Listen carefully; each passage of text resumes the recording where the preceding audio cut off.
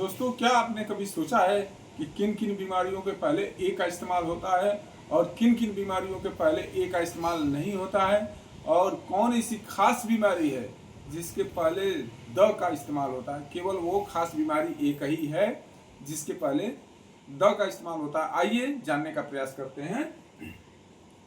कुछ ऐसी बीमारियां जो सिंगुलर काउंटेबल नाउन हो उसके पहले ए का इस्तेमाल होता है। जो सिंगुलर काउंटेबल नाउन होती है, जो बीमारियां, उसके पहले ए का इस्तेमाल होता है। जैसे example, I have a headache.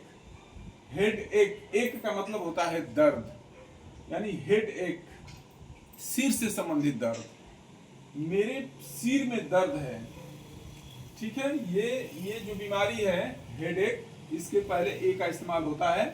I have a cold, मुझे जुकाम है, और कोल्ड के पहले ए का इस्तेमाल होता है। आई हैव ए कफ, मुझे खांसी है, इसके पहले जो है कि ए का इस्तेमाल होता है। आई हैव ए फीवर, मुझे बुखार है, फीवर के पहले भी ए का इस्तेमाल होता है। दोस्तों, अब कौन ऐसी बीमारी है, कौन कौन ऐसी बीमारियां हैं जिनके पहले ए का इस्तेमाल नहीं होता है? आइए जानने का प्रयास करते हैं। कुछ बीमारियों के नाम अनकाउंटेबल नाउन्स होते हैं, इसीलिए उनके पहले ए नहीं आता। कौन कौन सी बीमारियां अनकाउंटेबल नाउन्स में आती हैं? जैसे आई हैव मलेरिया, ये मलेरिया के पहले ए का इस्तेमाल नहीं होता है। आई हैव डेंगू, डेंगू के पहले ए का इस्तेमाल नहीं होता है यहाँ पे। आई हैव टाइफाइड, मुझे टाइफाइड है, यहाँ भी ए का इस्तेमाल नहीं होता है टाइफाइड के पहले।